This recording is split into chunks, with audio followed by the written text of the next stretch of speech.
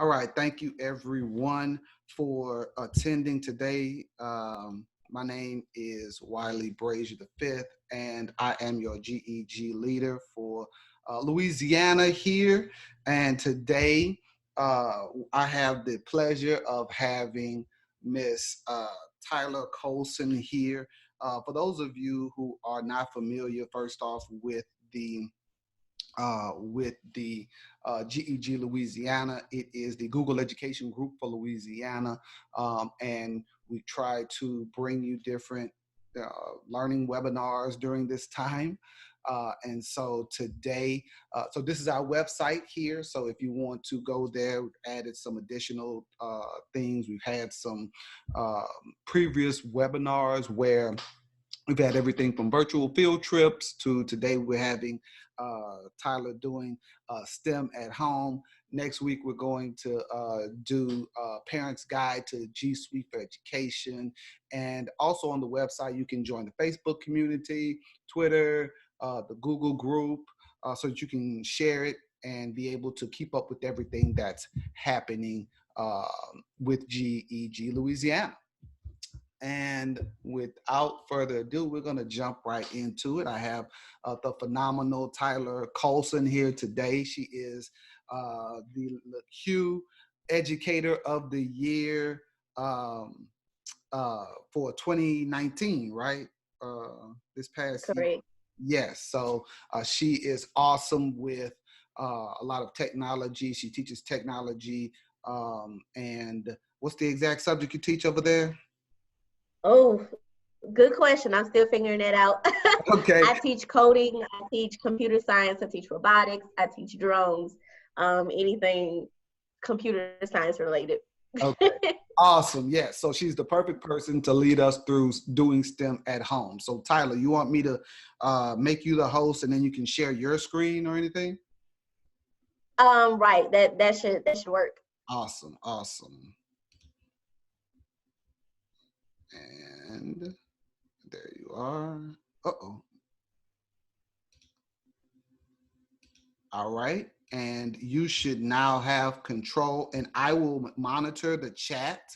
So if Okay. anyone has questions, you can just drop them in the chat and I will jump in with Tyler and kind of wait till she gets to like a little stopping point and then be able to share those questions with her so you can have those questions answered. Okay. All right. Okay. So everybody you can all see my screen? Yes. Great. Awesome. Okay, so the link to the presentation is this tiny URL at the bottom.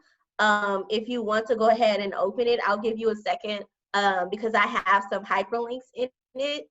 So I'll just give you a second so you can either write it down to open later, or you can open it right now if you want to. Is the link with the purple writing? It's the link with here, the purple writing. Yes, ma'am. I can't see it all because it's too low to the bottom. Okay, I can call it out again. Let me see if I can escape. Move this. Tyler, I just dropped it in the chat, so they should be able to click on it and paste it from there. You go back to the. Yes, and I also just dropped it in the chat as well. So if you want to copy and paste it from the chat into a new window, that hopefully should help as well. So it's tinyurl.com/YBOCJRS4. And I see someone has already joined. Awesome. Okay, so why STEM? I'll let you guys pretty much read this on your own, but what really popped out to me that the average STEM score for Louisiana's graduating class of 2017 was 19.4. We are not ready at all in Louisiana, and in my opinion, as a nation, for STEM. A lot of times what students, they come into, they're interested in STEM careers, but as teachers, we don't really push it. And Black students only make up about 2% of STEM fields as far as their college readiness. So something needs to be done about that. And so I think, well, I know that as as we introduce STEM to our younger students, they can have more comfortable, being more comfortable with STEM. I know as a child, I thought, oh, I'm not a math person. I don't like math, so STEM isn't for me. Well, I found quickly as a STEM teacher that I do like it, and if I had to start all over again, I would not have been a teacher. I probably would have majored in STEM. But again, just encouraging our students of color, encouraging our young girls, that despite you maybe not understanding math or not liking science, that doesn't mean STEM isn't for you, because STEM encompasses all those things, and there are also other things that STEM encompasses, such as English, writing, that a lot of times the narrative isn't there. Okay, so I'm gonna go through STEM, like with the STEM. I'm gonna start off with science. So my favorite, as far as STEM activity, is called discrepant events. Two teachers at my school do this, Ms. Rebecca Holloway and Ludi Guillermo. So what a discrepant event is, it's a sort of like magic. It's an event in nature or in science that we don't really expect to happen. So what it does is it helps develop inquiry skills for our students or for our kids. Basically, when something, you don't tell the student what's going to happen. Let's just say what a discrepant event is we do the experiment together, and then we try to explain the phenomena. So one of my favorite discrepant events is the toothpick trick.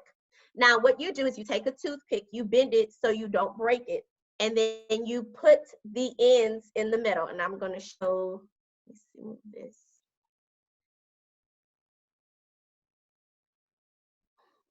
So I'm going to mute it, but if you don't have toothpicks, you can also do this with matches. So you bend them, you don't break them off all the way. And then after you bend it, you put the different points of the stick in the middle, okay? Then after you put you bend the sticks in the middle, you put like a little dropper. But I did not have a dropper. What I used was like an old medicine dispenser from when I was sick in December. So if you don't have that, be creative. Oh, uh-oh. Let me start over again. And I forgot to say at the end, you don't want to set this on wood. You don't want to set this on any sort of absorbent material. So when I first did it in school, I used it with wax paper. I don't have wax paper in my house. So what I did was I cut a Ziploc bag. Okay, so that works just as good. So as the toothpicks absorb, they start to move and create a star. Okay. So that's just a fun activity that you can do with your children at home. And you can talk about like, how does wood absorb water? We can talk about how the door may be stuck after a storm due to the water. And why it's not okay to put a wet towel on the wood floor, put your wet clothes on the wooden floor. So that's just something that I like to do with discrepant events. Now this purple writing is linked to their presentation that they did at MSA Baltimore, the Magnet Schools of America conference, and they have loads of other discrepant events, such as the Gong Show. There's a whole bunch of different that you can do at home.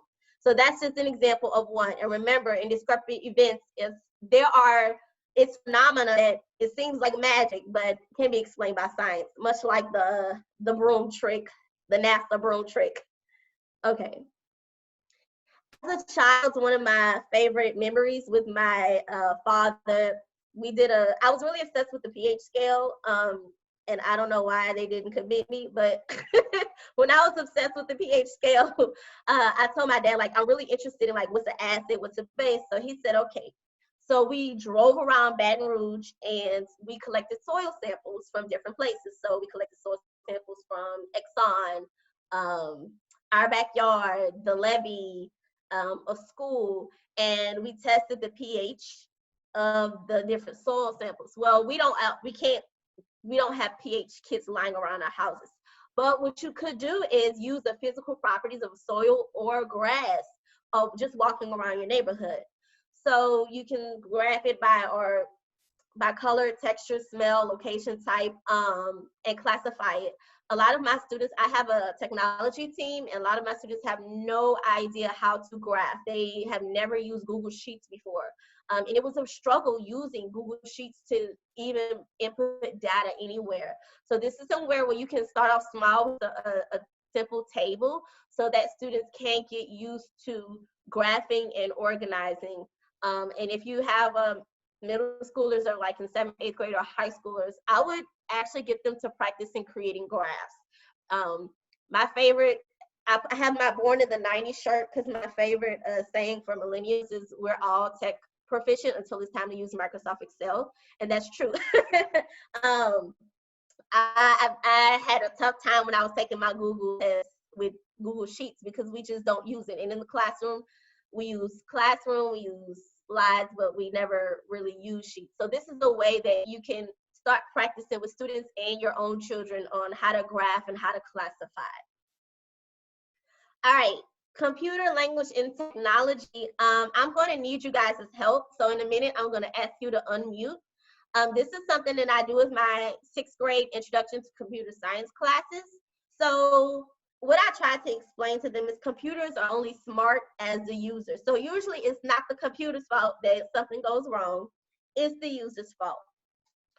So a lot of times our flow charts and real life computer scientists use flow charts to see what they're exactly asking computers to do.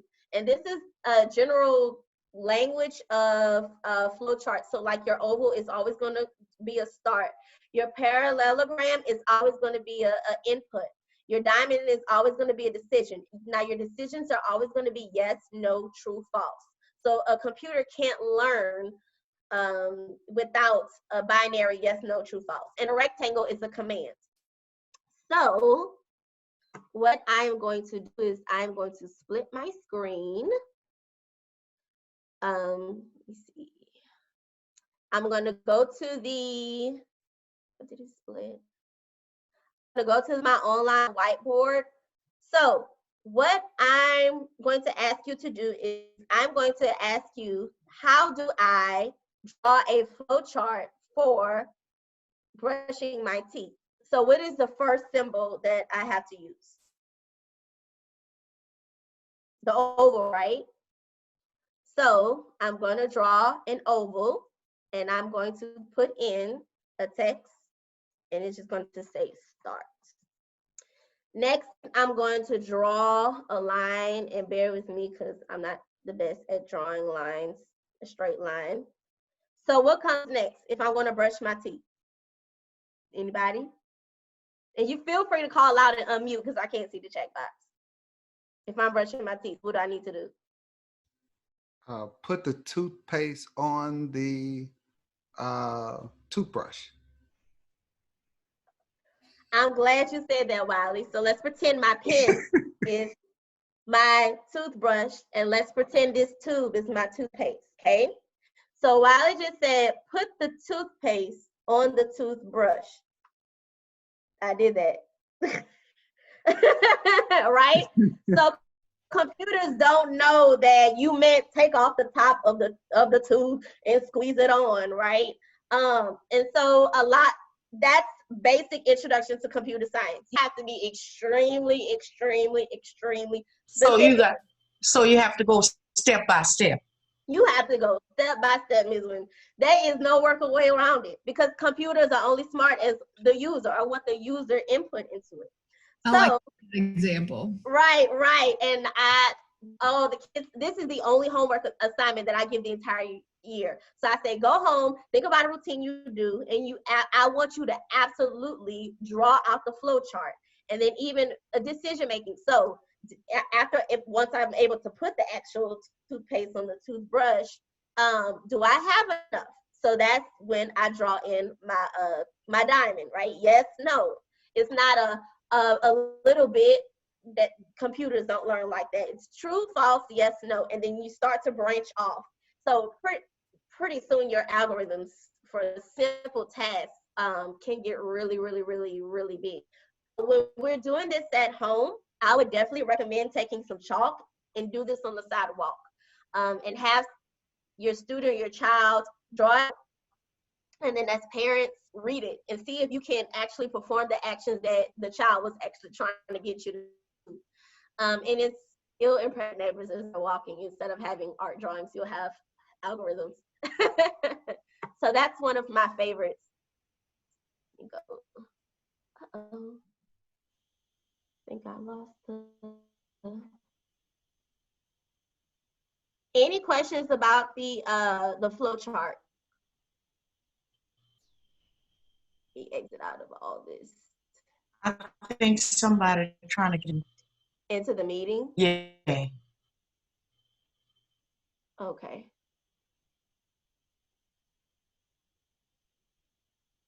Uh-oh.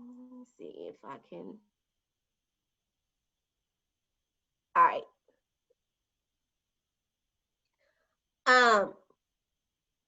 The arts. Okay, so arts is not just about painting, drawing, dancing. Like I said, this is STEM at home, but as an arts person or a STEAM person, I find myself like arguing with our digital media teacher all the time because I want to do stuff in my classroom and he just did it in his classroom, and I'm just like, now our kid's gonna be bored. Technology and art, they go hand in hand. So one of my favorite things that I like to do that he already did in his he does in his classroom, and so it's a double dose, is flipbook animation. Again, I'm a 90s kid, and the cartoons that we absolutely love, they started off as flipbook animation. So what you do is you just take a pack of paper, post-it notes, and have on each post-it note one stick figure, make a move, and then slowly move. And I think we all done this as children, but I don't think we really give our children the opportunity to do that. So here's an example.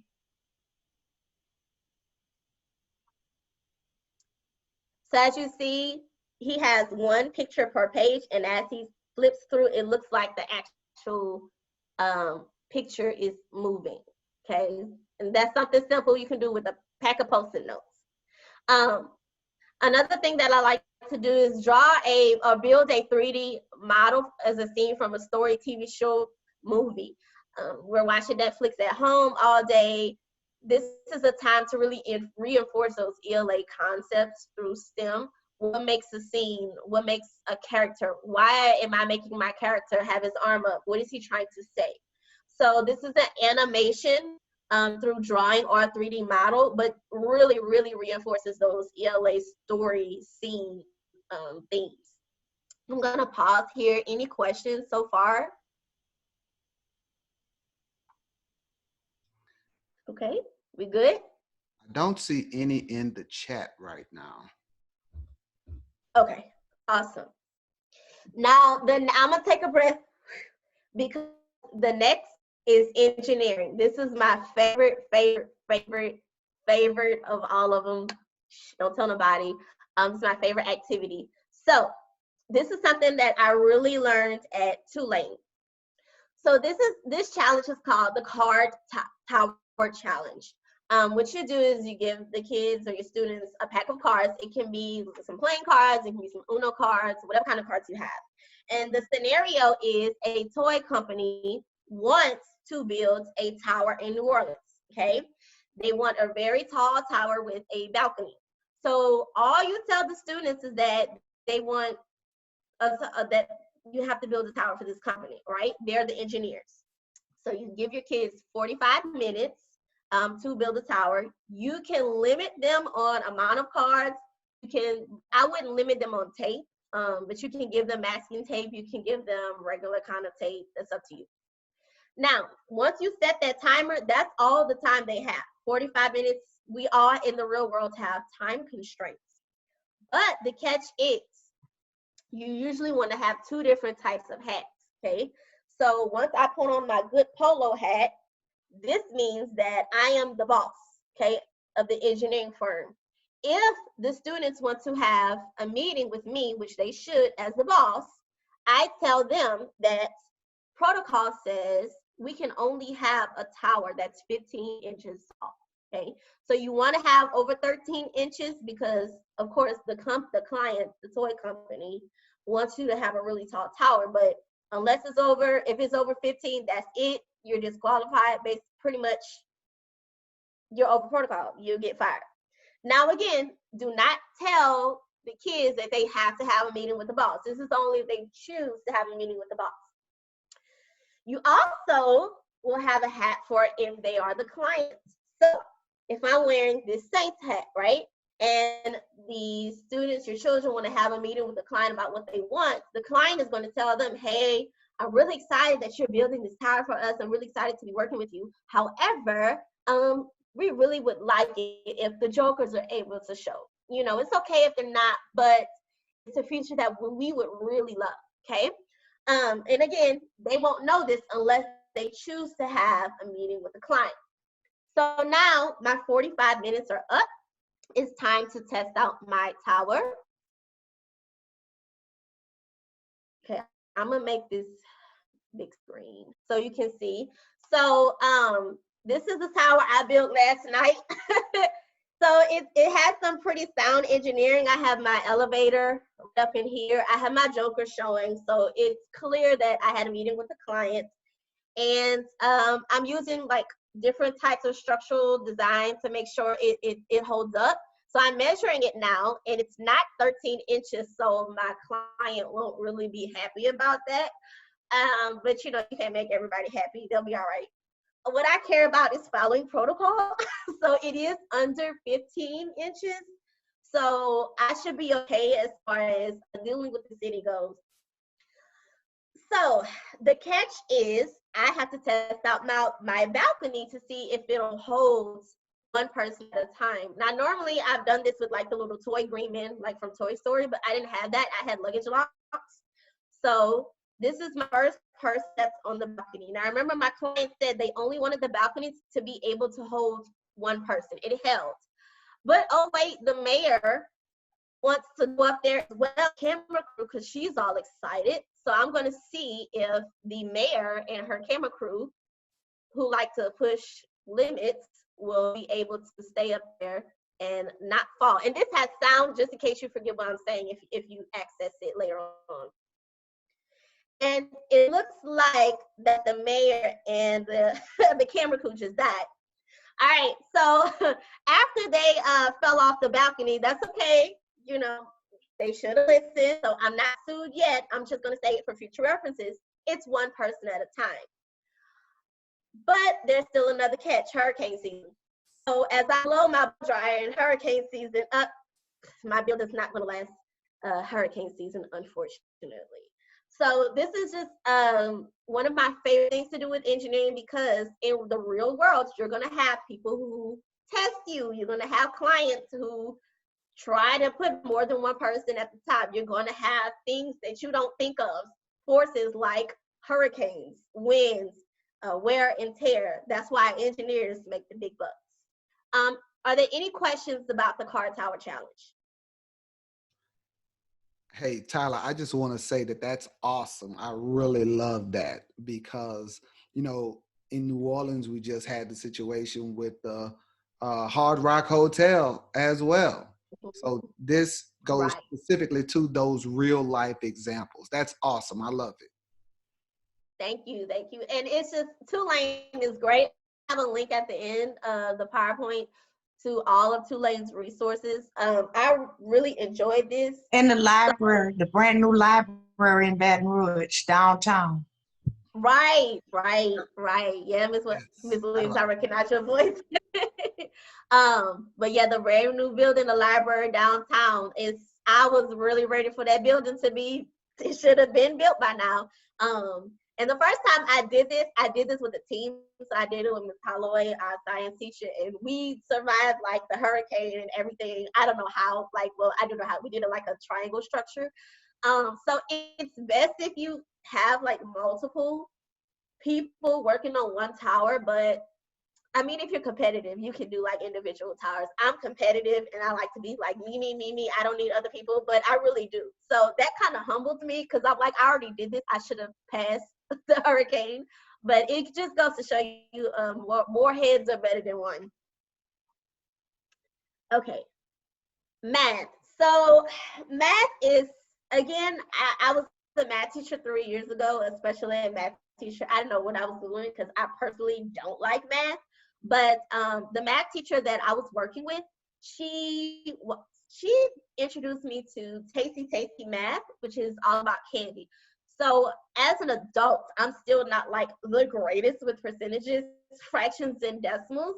And I know our students they really struggle with that, the idea of that. So all you have to do is give your students some candy. So when it comes to part to part, part to whole, it's hard to visualize anything that's like less than one. And I find with money, it's really difficult as well. So just say this entire bag is a whole, my yellows to oranges, that's part to part. My oranges to the whole is part to whole. And you can also do conversions with decimals. What percentage are the green Skittles? Give me a decimal for the red out of the whole. So once let's say you give the kids red to whole, have them write it as a percentage, a fraction, and decimal. Say, okay, well, once you do that, you can eat the red. So have that rule because they won't do it unless you tell them, hey, once you do it, you get to eat, then they'll do it. Another math experiment that I came up with, I'm with COVID-19, like I'm a true millennial. I order like food already made. So I'm like, hey, it's time for me as a Creole woman to learn how to cook finally. So I've been getting into the cooking. I've been asking my mom, like, hey, can you give me some recipes? And she'll say, oh, just pour onion powder and Tony Chachere's and garlic powder. I'm like, how much? Well, till the ancestors say stop. I'm like, well, the ancestors may be trying to kill me because as I'm pouring Tony Chachere's, I'm like really pouring the Tonys on there. And so 2 days ago, I looked at the back of the Tony Chachere's, like, wow, this is a whole lot of sodium.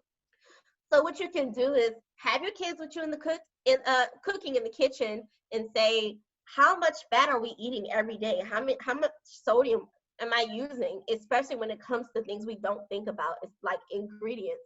MyFitnessPal is a great tracker. But the thing about MyFitnessPal is they usually have barcodes where you can just scan. And again, as we're eating out, it's really easy to just type in and figure out our daily macros, vitamins, fat percentages, all that.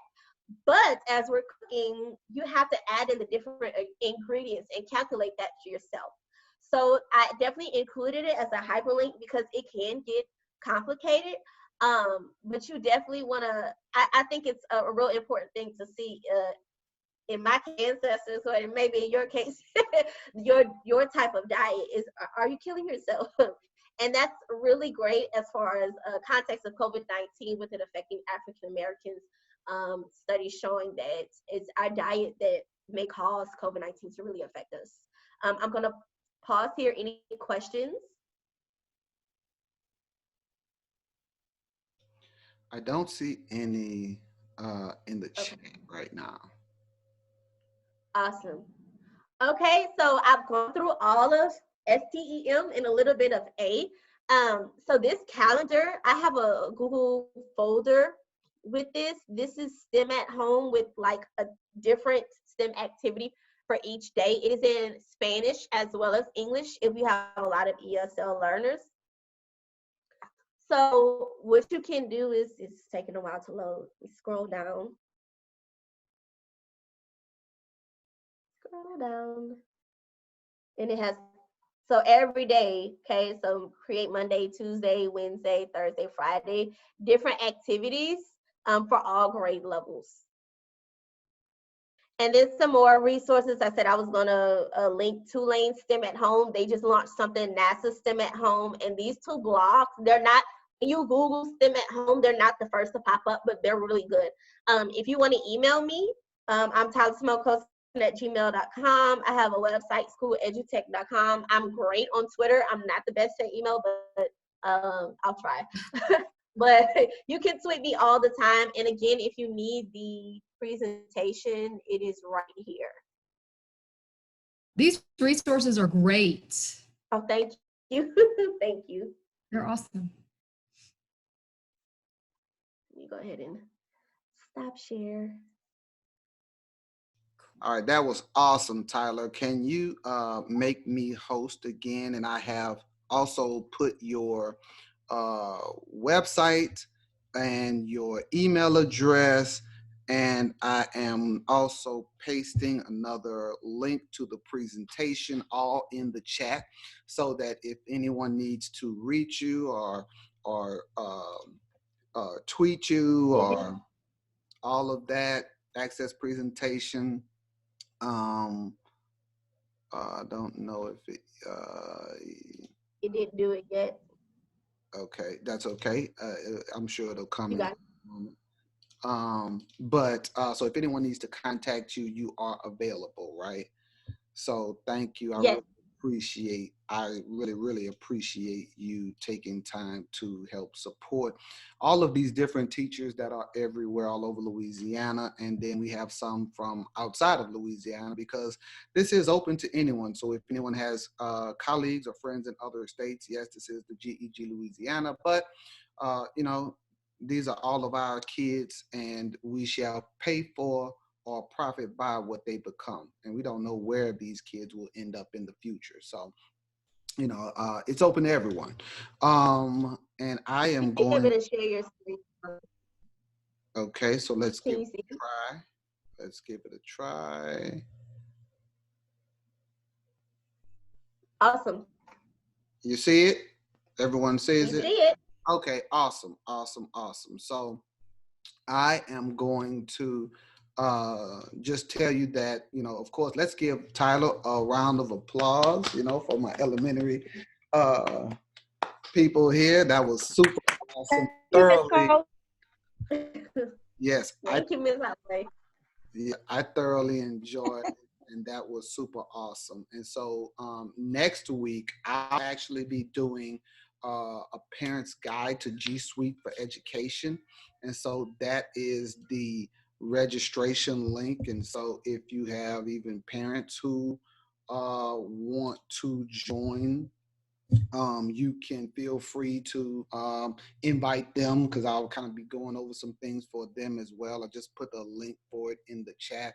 And then one other resource, Tyler shared some awesome resources there. One other resource that I found for Google Voice was this little ebook. You just put your email address in, and it sends you a whole ebook with like screenshots and a how-to guide of how to set up and use and settings and everything for Google Voice. So that might be something. I know in these times, many of us have, you know, we don't want to give out our personal numbers and things of that nature. So, or we're making calls with parents or texts. And I know with Google Voice, you can do all of that. So it's a book called Hello that I dropped a link to it there in the chat room as well, so that if you want to access it. Again, on the website, we have a list of the future webinars. Also, if you are on the form for webinars, you can also submit like either if you want to help facilitate a webinar, or potential topics for future webinars, because, you know, that's the whole point of it, is to make sure that you find value in these webinars that we're doing here. And I put the link to it in the chat as well. And with that said, anyone have any last questions, comments, concerns, or anything like that? I just want to say thank you again to Tyler, the awesome. And so I know there's Tyler, the creator, but we've got Tyler, the awesome here today. And so really appreciate that. Any last questions or anything from anyone?